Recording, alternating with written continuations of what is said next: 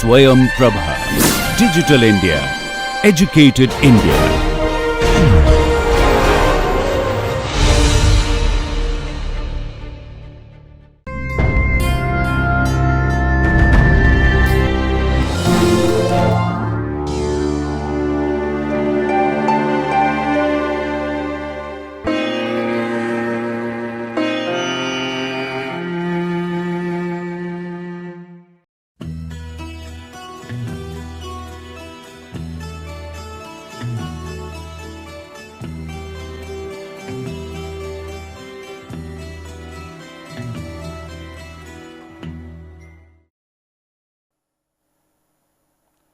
Hello, this is a continuation of previous session risk and return, where we discussed about the estimation of return for different securities, expected as well as historical rate of return. Then we talked about the risk involved in the investment in securities as such and different factors that contribute to risk, and how do we measure the risk in terms of standard deviation, range, variance and all those measures. This is a continuation of the previous lecture. In this we are going to talk about the concept of required rate of return, what are the factors that affect, as well as we are going to talk about the portfolio risk and return. When we say portfolio, it is a combination of different financial assets, and in this portfolio risk or return depends upon obviously the individual asset that is comprising of the portfolio comprises of. So, coming to the first one, that is concept of required rate of return. It is nothing but the rate of return expected by the investor from an investment, and the factors that affect the required rate of return could be, we have the time value of money. Time value of money is something, a simple principle. When we say that today's 1 rupee is not same as tomorrow's 1 rupee. If somebody is investing some x rupees today, obviously he will be expecting something more tomorrow. It is because if he is investing in an asset today, he is just deferring the consumption of his whatever he wants to consume today, he is going deferring to tomorrow. So, for that he needs a reward, and in that case he should be getting that much money where he can consume little more than what he is sacrificing today. So, because of that you have a time value of money, is one of the basic fundamental principle in a investment scenario, because we invest today to get something back in future. So, there is a time gap, and people will like to have a reward for waiting or withholding consumption with the resources that they have contributed to by an investment. Next thing that we have is the expected rate of inflation. Besides the change in preference, change in consumption, deferring the consumption to future, we also have something like expected rate of inflation. That means, if today I am able to buy 10 units of products with 100 rupees of currency, and tomorrow I may not be able to buy the same 10 units of product, I may be able to buy maybe 9 or 8 units of product, because there could be a change in the price level of the product that I am buying. So, in that case there is an inflation that is going to take place. So, that inflation also will be affecting the required rate of return. If the expected inflation is going to be 5%, the required return could be x. If it is going to be more than 5%, the inflation is going to be more than 5%, then required rate of return is going to be more than that. So, in that case inflation is one thing which has to be captured as a factor of affecting the required rate of return. Then we have the risk involved. Risk, as we discussed previously. So, if there is a high risk involved, then obviously I will expect more risk rate of return. If the low risk involved, I will have more rate of I will have to expect more rate of return, and when there is no risk involved, there is no uncertainty when about what I am going to get back from the investment. In that case, my required rate of return will be equal to the will be only taking care of my time value of money as well as the rate of inflation in the economy or what are the sector for that matter. So, risk involved, as we discussed previously, risk involved could be of different types, and like business risk, financial risk, country risk, exchange rate risk. Before we go further, we may go to another concept called the real risk free rate of return, that is called RRFR. The real risk free rate of return is the thing where we say there is no inflation. That means, if there is going to 7% inflation and there is a rate of return is, let us say expected is 12%, that means real could be 12 minus 7 in a 5 in a very simpler term, but the formula is not that simpler as such, a little bit complex little, and in the real risk return, real risk free rate, what we assume is there is no uncertainty about future cash flow, there is no inflation, and we do not say that there is going to be any fluctuation in what we are going to get. And when you say future cash flow, if it in the case of a debenture or bond, the future cash flow is determined in terms of the interest received, and then we also get something back in terms of principal. So, there is no uncertainty as well in terms of interest to be received as well as in terms of the principal I am going to get back. So, there is similarly in equity share, I do not have any uncertainty about getting something dividend. I also do not have any uncertainty about getting some change in the market price. So, if that is not there, then we say there is no uncertainty, and then only the inflation is not captured also. So, in that case the real risk free rate of return is defined by the where there is no inflation and there is no uncertainty about the future cash flow. Then also it is also only influenced by the time preference for consumption of income and investment opportunities in the economy. So, I will withhold the consumption till tomorrow. So, only for that I will like to have some reward. I do not bother to inflation because inflation is absolutely 0 in this case. I do not bother about this change in the price level. I do not bother about the future cash flow is going to come because that is going to come all of a certainty. So, only thing that I am going to capture in my expected rate of return, which is my risk free also, is the only that I am withholding my consumption till tomorrow. So, depending on the economic condition, I am expecting something going to better happen, then in that case I can expect that I will consume tomorrow. So, I can invest today. So, to whatever is return I am expected to reward that phenomena, that is called my real risk free rate. And there is simpler formula here, where we say real RFR is nothing but 1 plus in the numerator you have 1 plus nominal RFR, and then you have got 1 plus rate of inflation. That means, if we have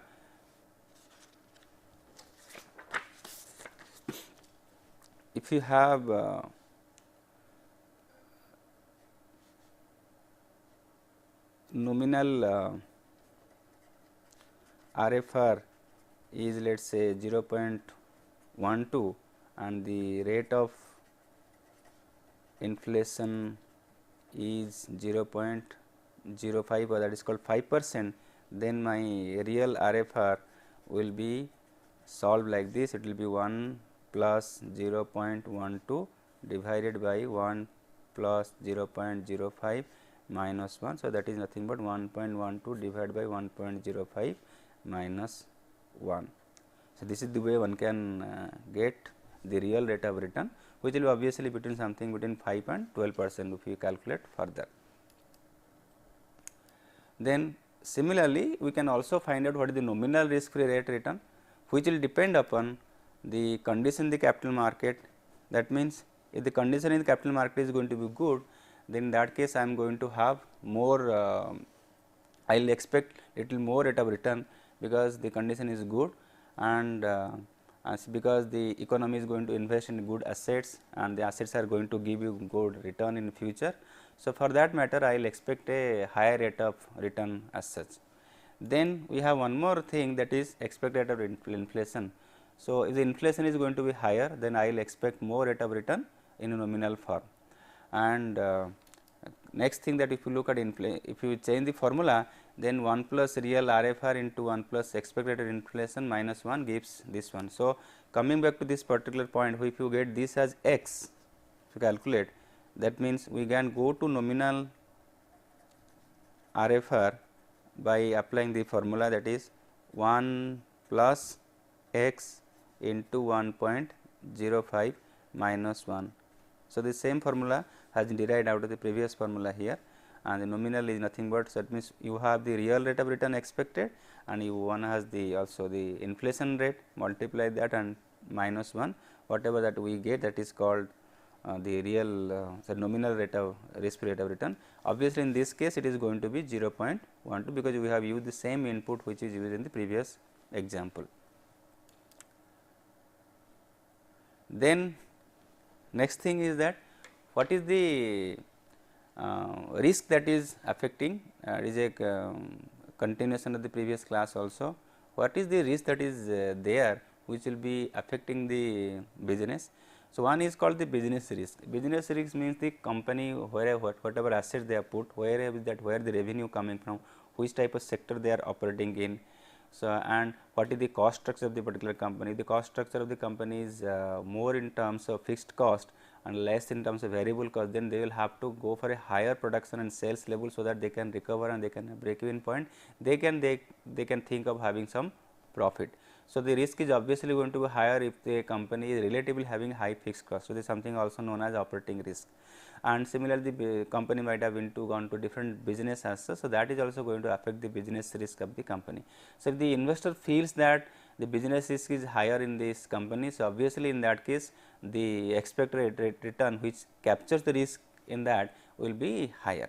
Then next thing that we have is the financial risk. Financial risk is comprising of the fact that the company has borrowed money and investing. So, if there is any profit, any cash flow, before we take care of other operating expenses, we have to take care of the interest obligation and also we have to take care of the principal repayment.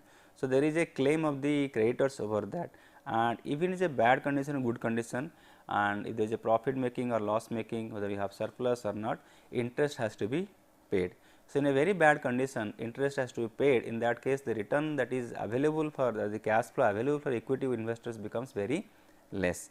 Similarly, if there is a good condition in the market, good sales is taking place for this company, the target company, in that case obviously the company is not going to pay more interest because the company is doing well. Company will pay the same committed rate of interest, could be 10%, 12%, whatever on the debt that the company has taken from the market or from the financial institution. So, in whatever the interest is something like a fixed obligation which has to be honored irrespective of the circumstance. So, high debt will lead to high interest. High debt in relation to equity is going to be more riskier than any other company which has got less debt to equity. So, the company that I am investing, if they have got more exposure debt in relation to the equity, that company is going to be riskier than the rest of the company, the industry as such. So, that is called financial risk. Next that we have is called liquidity risk. Liquidity risk is something where we have a doubt that whether what I have invested today in the market, can I get out of or not, out of the same or not. Because a typical concept of market, or the best concept of market could be that when one of the best conditions of the market is that you should have an easy entry and easy exit option. It should not be that I invest in a particular security and then I like to come out of that for whatever reason, and there is no avenue for me to come out. That means, possibly there is no buyer of that particular security, or I do not know where to go and sell the security so that I can get back my money.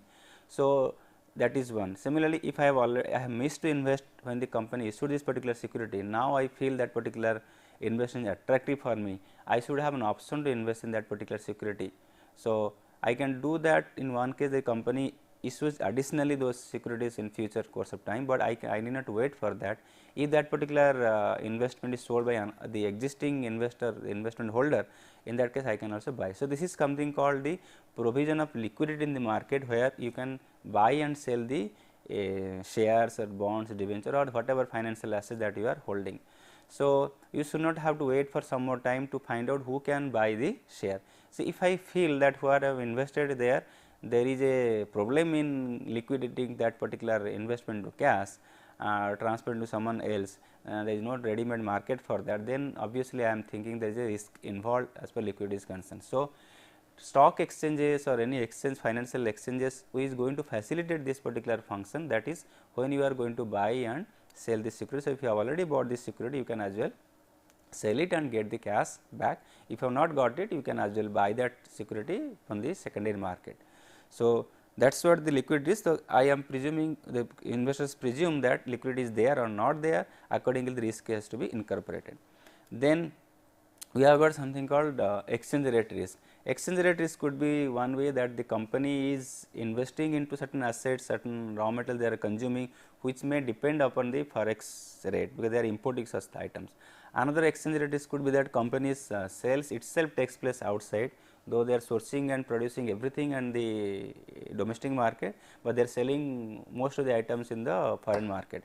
So, in that case obviously the realization from the sales will depend upon the change in the forex rate, dollar to rupee or pound sterling to rupee or euro to rupee, that rate will going to affect the sales level. The quantity may remain same, but the value of the sales may go up or decline because of the change in the forex rate. Another exchange rate is, that is risk, is that as an investor I may like to invest in a company which is in Japan or Europe or US or Canada for that matter.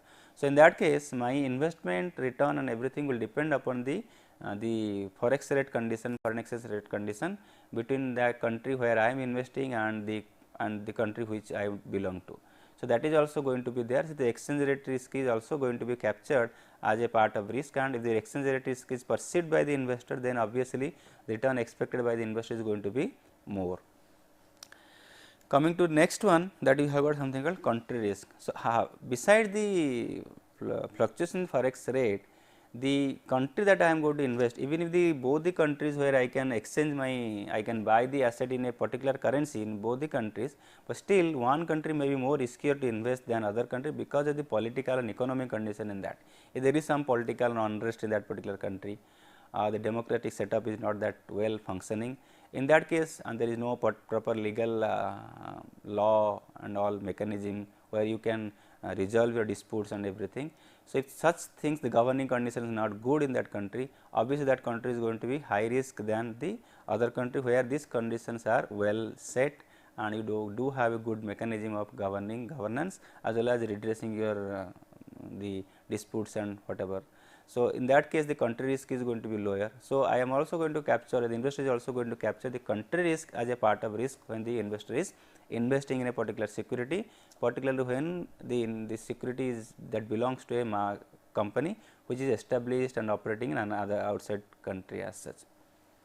So, these are the different risks that is there in the market, and so the risk premium becomes essentially a function of business risk, financial risk, liquidity risk, exchange rate risk, country risk, and all these risks which is there, the conditions risk is there, these risks are typically market specific risk. So, business risk, but for the risk involved in the cost structure of the company, and these are the risks which somebody cannot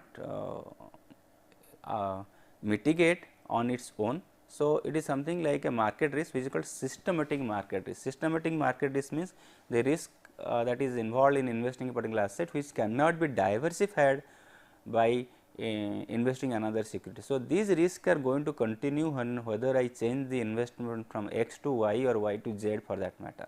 So, this is called systematic market risk which you cannot diversify. What you can diversify only on systematic risk which is unique to the particular company where I am investing. So, the risk premium depends upon the systematic risk of the or the market risk for that matter. Now, having discussed the risk premium as such, there is a relationship between risk premium and the portfolio theory. Portfolio theory in detail we will be discussing in a subsequent classes on the when you talking about portfolio theory. But typically when you say portfolio, portfolio nothing but the a combination of financial assets the particular investor is owning or investing in. So, in that coming to that, the relevant risk measure of an individual asset is the co-movement of the market portfolio. So, when you talk about portfolio in theory context, what you say here is that whatever when you talk about individual asset, how this particular asset is moving with another in the market assets. So, moving with the market means if the market is going up, then this particular security is also going up. The market gives a positive return, this security also gives a positive return. Market gives a negative return, this security also gives a negative return. So, it may be so that is the particular security is moving in tandem with the market asset, but there may be some security which may move against the market.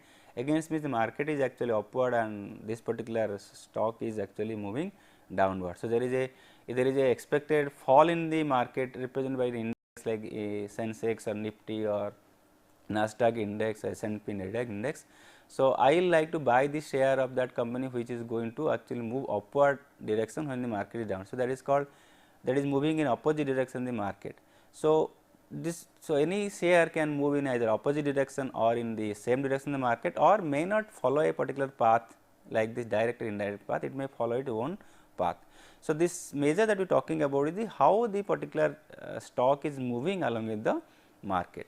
portfolio. Market portfolio is typically comprising of the, ideally market portfolio should comprise of all the assets, all the financial assets traded in the market, whereas, but it is not possible to find out the portfolio of the assets of all the investments in the market as such, because some of the investments may not be traded, may not be totally liquid, highly illiquid for that matter. So, you do not get the proper price return statistics on those. So, we rather go for a representative market portfolio, that is could be an index. So, a best example of index could be one of these BSE Sensex or Nasdaq index or a Standard & Poor's index, or we have a CNX Nifty in Indian context. So, these are the index which comprises of something 50 stocks as in case of Nifty, 30 stocks in the case of Sensex. So, the 30 or 50 shares that is comprising that is the index comprise of they are supposed to represent the broad market. So, this Sensex or Nifty for that matter represent the market portfolio, they are not necessarily market portfolio as such. So, we have to see how this particular stock is moving, how this along with the market portfolio. And then as we discussed, it is a the risk involved with the market is called systematic risk. This risk relates to the variance of the investment to the variance of the market. So, how much it is varying with respect to the market. So, that is called the systematic risk, which will be there, which we cannot avoid, because this is going to be there as long as you are investing in the market assets. So, all the investments will be, all the shares, all the financial assets are likely to move with the market, and markets movement is the variance is known as variance there. So, how this, what is the relation, the variance of the investment to the variance of the market is the systematic risk. So, some of the investments may not move in the same proportion of the market, it may move in same positive direction, but not necessarily equally proportionately with the market as such. Then the return that we, the systematic risk that we actually call, we measure in terms something called a beta. Actually, when you say beta, it is nothing but the regression coefficient of the returns on security on returns on market. That means, if we have a series of returns on security called I, then we have a series of return on security called M, on the market portfolio, then we have got something called a date here. So, there are different dates, and different dates the holding period return could be something like this, and there will be some returns whatever 10%, 12%, 5%, whatever that may be.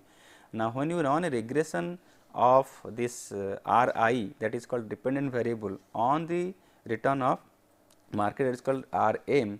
So, that whatever slope you get, that is called the beta as such, a simple regression coefficient. So, if you can keep in a simple format.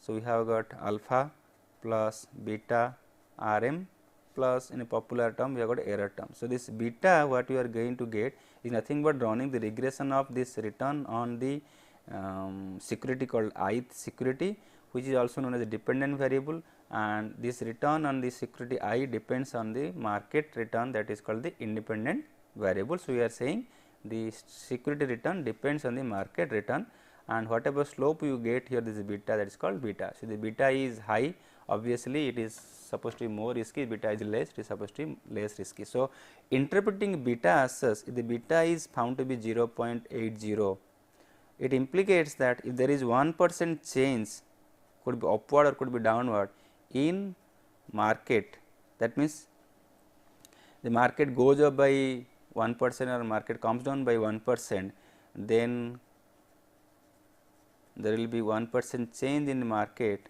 then it is going to lead to 0.8% change in the ith stock price.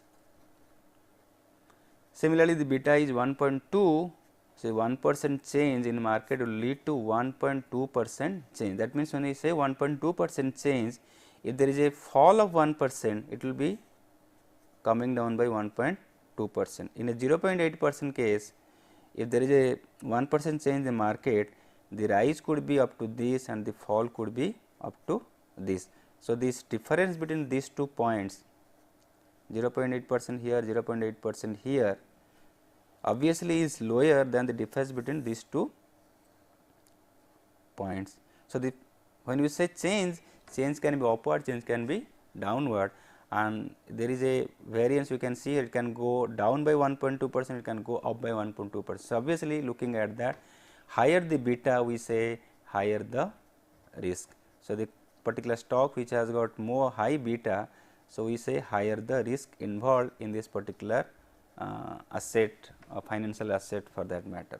So, this is the simpler interpretation of beta, which is representing the systematic risk of the company, the investment, which is actually affected by the market risk of the market risk involved in investing that particular stock. Then as we already we have told about that, there is something called fundamental risk versus systematic risk. Fundamental risk comprise of business risk, financial risk, liquidity risk, exchange rate risk and countries, all those things are there, whereas systematic risk is something which is the portion of an individual asset's total variance attributable to the variable to the total market. If the risk is x percent, but how much is affected by the market and how much is affected by the individual stock itself. So, this is called the systematic risk. There is a very simpler measure also, where we have a concept called coefficient of determination, which is known as the square of correlation coefficient, is the correlation coefficient known as R, then R square gives a coefficient of determination. Now, if correlation coefficient is 0.7, so R square becomes 0.49. So, that says 49% of the risk is affected by the market. When you say correlation, when you say the correlation is between the, so the R is between the correlation coefficient, it is between the stock return and market return. And we know the market return is dependent and stock return is independent. So, the market return is going to affect the stock return. So, 49% risk involved in the stock is affected by the market, which is actually the independent variable. This is another way one can find out the system. So, systematic risk portion is 49% and unsystematic risk is obviously 51%, that is nothing but 100 minus 49%. So, this is the unsystematic risk. So, this 49% is market risk which cannot be diversified. So, we can diversify to the extent of 51%. Then there is this particular graph shows the risk free rate of return, the nominal risk free return on the x axis, and the business series, that is our systematic risk, which is measured by beta, is on the y axis. So, sorry, the RFR is on the y axis, whereas the business risk and systematic risk or beta is on the x axis. So, if the business risk of the particular asset is going up, so that means if it is moving from 0 to 1, 2, 3 like on the x axis. So, depends on the more is the risk. So, it will be high, low or average, and high, low and average. So, low risk means the beta is high, low risk means beta is low, there is a lesser, average means little more, high risk is little further more. And this particular when you plot these different stocks, different investments on this line, this particular line is called security market line. It is nothing but the on the x axis we have risk measured by the beta of the particular stock, and beta is measured as we discussed earlier, and on the y axis we have the rate of return, that is expected. So, we start with something like risk free rate of return, that is the graph starts from the RFR. When the business risk is 0, then in that case we are going to have this much minimum rate of return, and as the risk of the particular asset goes up, so the return expected on the investment in different assets go up. So, highest risk is obviously going to have highest possible rate of return. Then what happens in the market. So, changes in the required rate of return due to movements along the security market line.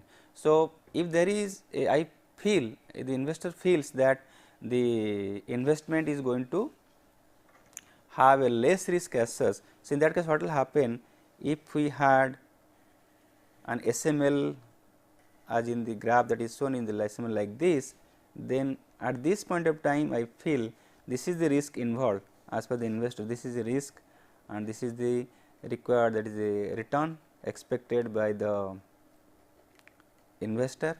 So, if this is the risk I am feeling, obviously this is the amount of return I expect, that is nothing but this particular return. But if I feel that the risk of the particular investment in this particular asset has moved down, let us say from this point to this point.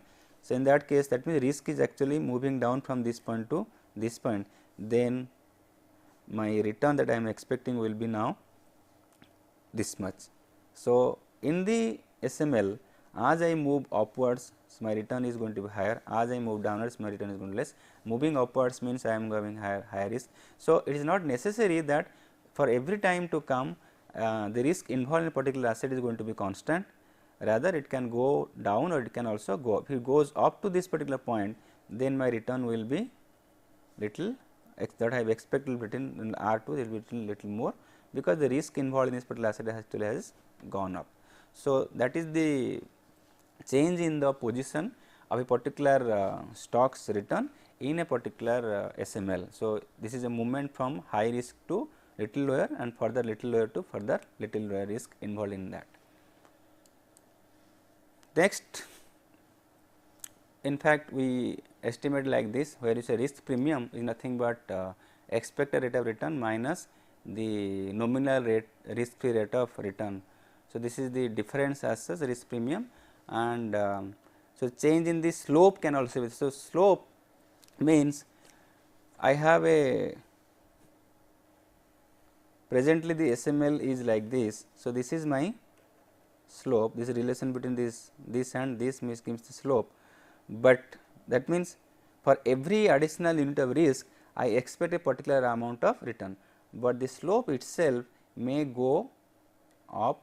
So, in that case the line will change. So, the slope is going to be higher. That means, at this point of time the investor is expecting a reward for any unit of risk involved is a little more reward than what he was expecting earlier. So, the slope of the line is changing. Now, possibly in depending on the market condition I may expect little much more risk, little more return than this particular graph where my slope is actually higher.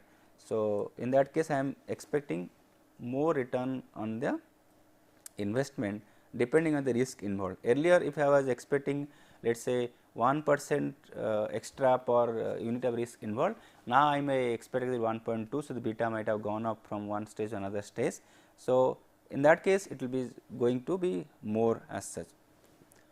So, the market risk premium for the portfolio can also be found out. So, where you say that the market portfolio risk return as such is nothing but expected return and minus the nominal risk free rate of return. That means, if my expected rate of return is 18%, that is on the portfolio, then if the nominal risk free rate of return is let us say 8%, that means the risk premium on the market I am taking is how much, is called 10%. So, this is nothing different than any individual asset also. Instead of talking about individual asset, we are talking about a combination of the financial assets called the portfolio. So, the risk premium measurement is almost same as what you do in an individual asset as well as in the portfolio of assets. So, this is one place where we have got this SML changing from one place to another, that as we discussed in the graph. So, there is a what is happening here, whatever return they were expecting for risk involved has actually that per unit per into risk that return is expected is actually going up. That is why the SML has moved from one stage to another stage. In some other case also the SML can come down. So, here you have a SML like this. Since I am expecting that my expectation is something that my return I expect from the risk involved has come down. So, the SML in this case what will happen if I am my assets return comes at this particular point of time, and if I am expecting that reward for risk is going to come down, my expectation is like that, then the slope of the particular graph will be lower. Now, I will be expecting this much return for the same type of asset, but I am going to expect rates return, and this is called the risk free rate of return. So, I will be expecting this much extra. Earlier I was expecting this much extra, though the asset class has not changed, it has remained this same, but since the return I expect the reward for the risk involved is lower, that is why my return expected from this asset has now come down from here, maybe it was 12% and it is could have become now 10%. So, this is the way this is a original security market line and this is my new security market line. Here we talked about original SML, then we had new SML 1 and new SML 2 where the return expected for unit of risk involved has actually gone up from one stage to another stage to another stage. Then overall in the market itself, the expected return from the in the market may go up because there is a change in the risk free rate of return. So, earlier I was expecting an inflation of 5%. So, in that keep factoring that my risk free rate of return was let us say 8%. For whatever reason the inflation has either gone up or come down, let us say inflation has become now 7%.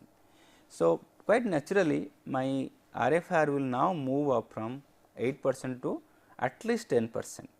If you have to have a simple addition of 2% difference between this inflation earlier and inflation now, then 2% plus 8% becomes now 10%. In that case, the graph which you had started, the SML which had started, the old SML which had started at this point, since the RFR itself is changing, it becoming this one, then graph will just move upward without any change in the slope of the graph.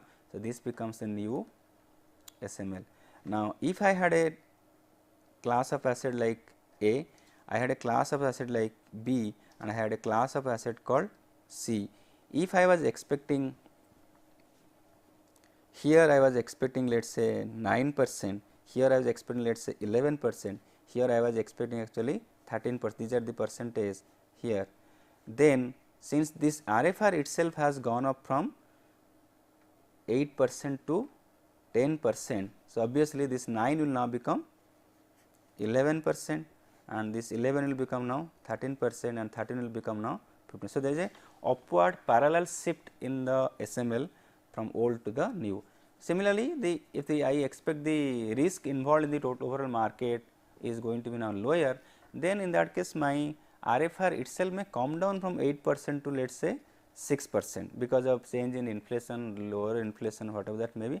In that case, I will have a new SML which will start from the RFR of 6% and which will be parallel to the old one. So, what we are saying here, we are assuming that the per unit risk, whatever return I am going to get is not going to change, rather the base of risk return has changed. So, the overall SML itself has either gone up, moved up, or it has gone down depending on the RFR condition.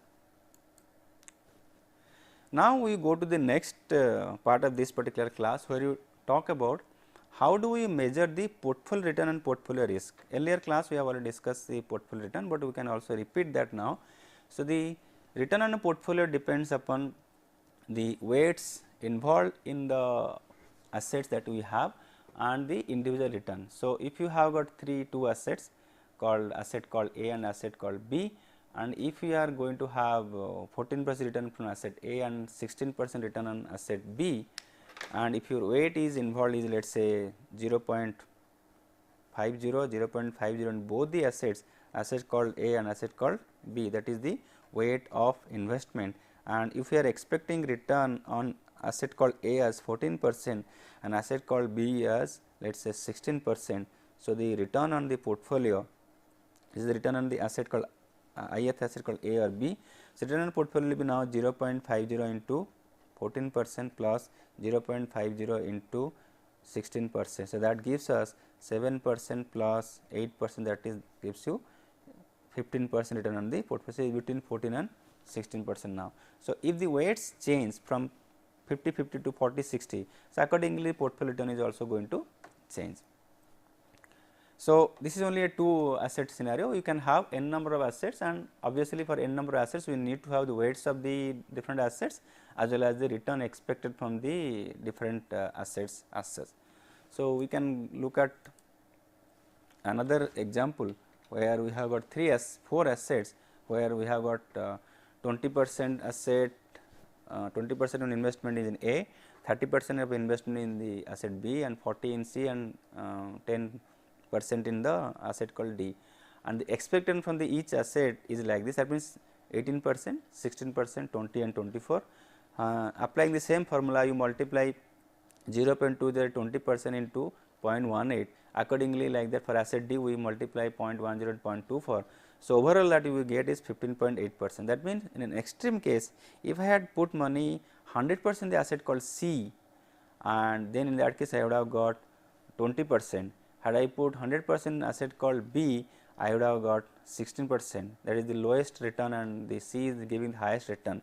But instead of that, because I may feel that asset called C may actually go up or come down, it may be more risk involved. So, to diversify, to have a minimum return as such, some is assured rate of return, then instead of putting money all money into one asset called C, I now put money into 4 different assets, and that expected return is combination of that is called 15.8% is the return expected from the portfolio. It is this very simple principle that we say, do not put all eggs in one basket, rather you keep different eggs in different baskets. So, the one basket is lost, at least some of the eggs are still left, which you can be consumed by the consumer. Otherwise, all the, if you are putting in one particular asset, all your money, 100% money is may go up like anything if the market is moving up, it may also can also come down if the market is down. So, in that case we rather diversify our portfolio by investing in different assets. Next thing that we have is called the portfolio risk. Portfolio risk nothing but the variance involved in the portfolio. So, if one is able to find out the variance in the individual asset, then one can also find out the variance in the portfolio. Now, if I have got in the earlier case, when you have got return on different condition, condition 1, condition 2, condition 3 and condition 4, it could be the best economic condition, this could be very good condition, this could be an average condition, this could be poor condition. So, for a particular stock, if you are expecting let us say 12% in the best condition, then 10% in the little worse condition, then 8% and then 6%. These are the condition. For that, we also should have the probability associated with this particular event, condition 1 to condition 4. So, you have let us say 20.25, 0.30, 0.40 and the rest is 0.05. So, what you do? We multiply like this. So, 0.25 into 12, 0.30 into, so this total is actually 1.00, 0.30 into 10%, 0.40 into 8% and 0.05 into 6%. So, what we get here is that 12.225 that gives 0.03, this also gives 0.03, then we got 0.032 and then we have got 0.030. So, see total of this gives you as 2 and so 0.122, that is 12.2% is the return from the asset expected return depending on 4 different conditions. So, like that we do here, we can also do the same thing for a portfolio. So, what you would do here is that this 12% or 10% whatever that you have expected from the return in the stock, we have to now measure that from the portfolio, and this particular 12% in the return on a portfolio, it will depend upon, obviously as you discussed earlier, it will be W1 into R1 plus W2 into R2, like that we have got Wn into Rn. So, whatever you get, we now get Rp under condition 1, similar condition 2, condition 3, condition 4, whatever return you will get, and then multiply the respective probability, then you will get return on the portfolio. So, in the risk calculation, what you do, we take the difference between the return equal 12% and the average return and square it, and then we multiply with the respective. So, what we do here, we say 0.12 minus 0.122 in the first case, and we square it and multiply the respective probability, in this case 0.25, like that you do, and when you add that summation, that gives actually variance or sigma square, and you take the square root of the variance, that gives us the standard deviation, that is called the variance square root. So, same principle is applied as far as the return, as per the risk of the portfolio is concerned. So, what you do here, assuming that this is the portfolio return, average return, and these are the different returns and different circumstances in the portfolio. So, in that case 12.2% is the average return, and we can find out the variance in the same measure, that same way that we did in the previous session as far as the risk in this individual asset is concerned. This is one way, and another way that we have is that we find out the movement in the assets, how they move with each other and how they move along the market, and based on that also one can find out the portfolios. Instead of doing a weighted return of the portfolio and finding on this way, you can also find out another, which we will be discussing subsequent slide. So, risk of the portfolio actually depends on the risk of the individual asset of the portfolio and the covariance of returns of assets in the portfolio. That means, if the there are assets in a portfolio like A, B, C and D. So, risk of the portfolio which comprises of these 4 assets will depend upon the risk of individual assets like A, B, C and D, and how they move with each other, how A moves along with B, how B allows to move A, how A moves along with C and how C moves along with A, and how A moves along with the D and D moves along with the A. Similarly, what is the, how is the D and C are related, then how C and B are related, and how D and B are related, and how C and I are related. That means, as many pairs that can be possible for the relationship. So, this movement is also going to affect the risk of the portfolio. So, it is not only the risk involved in A, B, C or D, rather how they move with each other, that is also going to affect the risk, and the moving with each other is called the covariance. So, covariance could be there could be covariance between A, B, covariance between B and C, C and A, B and D, C and D, like that, as many pairs as possible, that is covariance. So, all this covariance as well as variance of individual stock like standard A, standard B, standard deviation C and standard deviation D, all these things are going to affect the variance of particular portfolio. So, one should not take that variance of portfolio is simply the average of the variance of individual assets in that portfolio. Individual assets of the portfolio affect the portfolio variance as well as the how the individual security are varying with each other, that is also going to affect.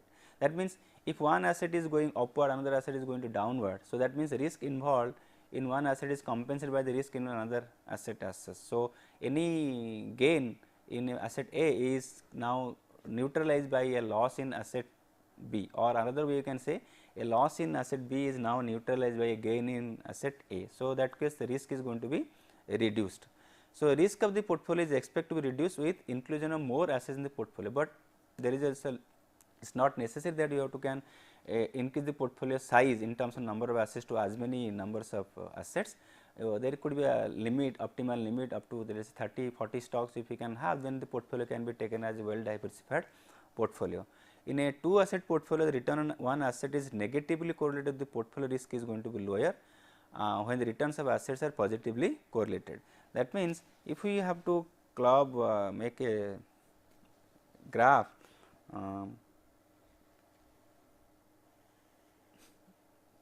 this is the price of an asset and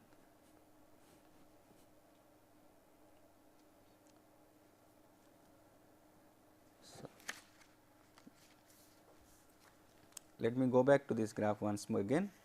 This is the timeline of an asset and this is the price of the asset, the timeline of the investment.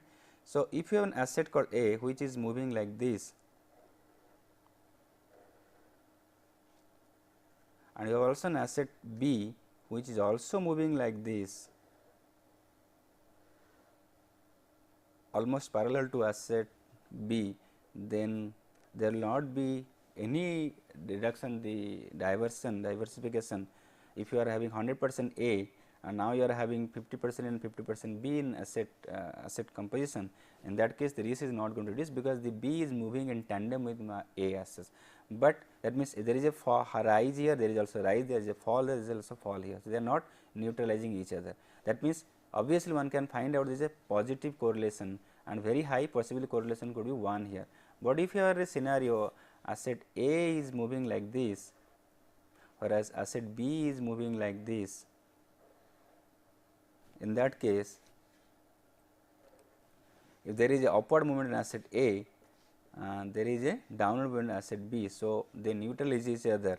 So, the overall return may fall in line between these two and obviously, in this case the fluctuation is not to be seen and there is no fluctuation in investment portfolio of A and B, that means the portfolio risk is actually reduced. So, if you can have two assets which are perfectly negatively correlated, then the risk can be reduced to the maximum extent. So, positive correlation between stocks will lead to less divergence in the risk as such than high positive correlation between stock returns.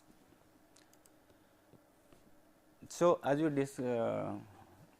suggested earlier, there is an alternate measure of risk here. What happens here, as you discussed again, the portfolio risk depends upon the individual risk, that is the standard deviation of the ith asset, weight involved in that particular asset, as well as the covariance between the ith asset and jth asset. I can go from 1 to n, j can also go from 1 to n.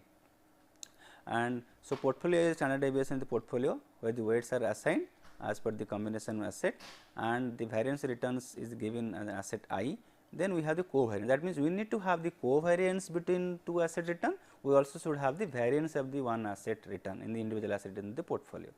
Then if you look at this particular example, we have the asset are asset called A and B, where you have got 10% return, expected return and 20% expected return is there in asset B, and weights attached to these two stocks are 0.50 and 0.5, 50% weight is there and the variance is 0.0049 and 0.0100. Then we go to find out the standard deviation 0.0 and 0.10.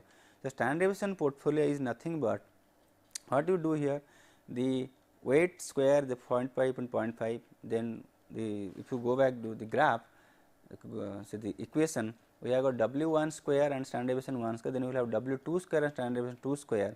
So, like that it has been done. So, this one gives us the W1 square, this one gives us the standard deviation 1 square, this one gives the W2 square. In this case both the assets have got 0.5 and 0.5 weightage. So, this got 0.20, 0.20.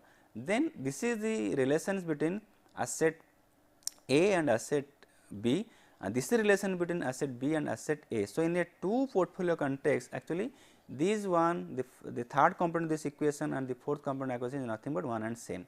So, what happens in a equation format, the portfolio return in a two asset portfolio, it is a variance, then we have got W1 square standard deviation 1 square plus W2 square into standard deviation 2 square. Then we have got W1 standard deviation 1 and then covariance 1 2, then you have got W2 standard deviation 2, then you have got covariance 2 1. So, essentially this becomes one and same.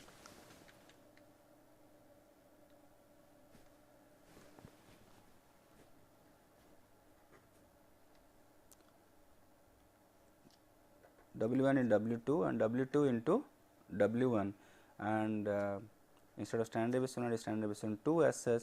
So, covariance 2 and 1 and covariance 1 and 2 is same as covariance 2 and 1. So, if you have to simplify this equation, it becomes W 1 square standard deviation 1 square plus W 2 square standard deviation 2 square, and since these two component becomes one and same, it becomes now 2 W 1 W 2 and covariance 1 and 2, and this covariance between two stocks return depends upon the correlation between stock 1 and stock 2 return and the standard deviation of 1 and standard deviation of 2. So, if somebody has the correlation between the stock return and the individual standard deviation of the returns of stock 1 and stock 2, then no need to go for a simple calculation, one can replace this with the covariance of the stock as such.